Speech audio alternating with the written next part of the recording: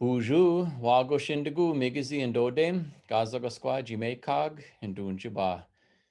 Thanks for joining me today, everybody. I'd like to share a simple story about a bird.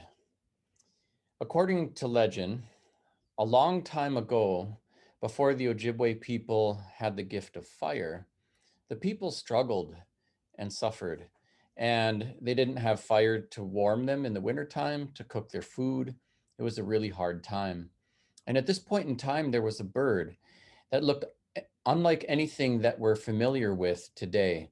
It had feathers that were glorious, colored every color of the rainbow, beautiful, and a beautiful singing voice as well that just compelled everything in creation to look at it. And this bird, as magnificent as it was, also had tremendous love for Anishinaabe. And one day, the bird said, I am going to try to find and retrieve fire and bring it to the people so that you can warm yourselves and so that you can have something to cook your food. And this bird flew high into the sky. And the bird was thinking that if it could make it all the way to the sun, it could retrieve a little bit of the fire inside the sun itself and bring it back to the people. And so this bird flew high and far, and it was getting closer and closer. And as it eventually started to get closer to the sun, well, then the heat from the sun started to scorch the bird. Its beautiful feathers began to singe and then catch on fire.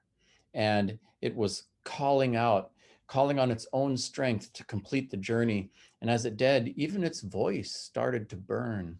And it continued, it wouldn't give up, it wouldn't retreat. And eventually, this bird made it all the way to the sun.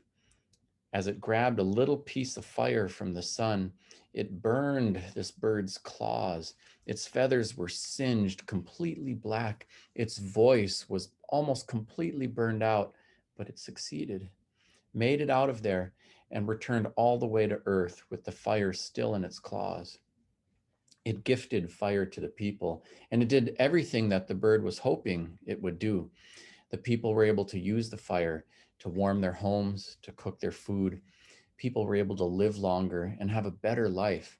And as they did this, the bird survived, but was forever transformed.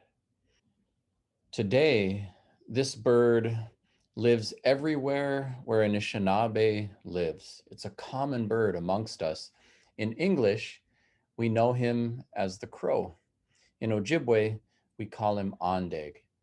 Whenever the crow tries to sing, his voice comes out as a raspy caw, and his feathers are always black. However, when the crow steps into the sunlight and the sunshine shines on his feathers, you can see a glimpse of his former glory as every color of the rainbow is reflected in the black feathers of the crow.